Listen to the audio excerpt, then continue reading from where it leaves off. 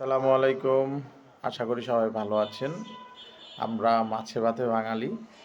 বাংলাদেশের প্রতিটি অঞ্চলেই কম বেশি সবাই মাছ খান। তো মাছ খাওয়ার সময় অনেকেরই কিন্তু হচ্ছে গলার মধ্যে কাঁটা আটকায়া যাইতে পারে। তখন আপনারা কি করবেন? যদি কাঁটাটা ছোট হয়, ধরেন বারবার চেষ্টা করতেছেন ঢোক গিলার, কিন্তু কোনোভাবেই আপনি মাছের কাঁটা বের করতে পারতেছেন না, তখন এই সময়ে আপনার হোমিওপ্যাথি ওষুধ আপনার চমৎকারভাবে সাহায্য করতে পারে।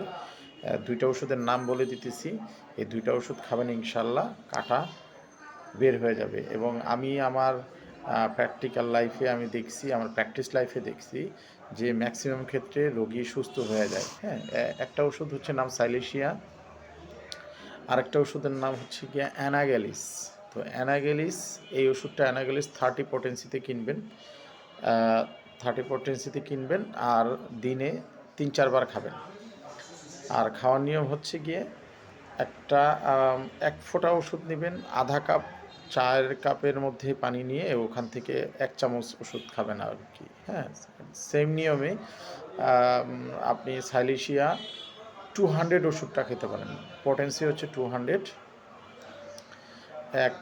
আধা কাপ খাওয়ার পানির মধ্যে 1 ফোঁটা ওষুধ দিবেন, ওখান থেকে আপনি 1 চামচ ওষুধ খাবেন। এইভাবে 3 বার খাবেন। আশা করি আপনাদের কাটার প্রবলেম থাকবে না। তো যদি এই টিপসটা ভালো লাগে, আপনি শেয়ার করে রাখতে পারেন। ধন্যবাদ।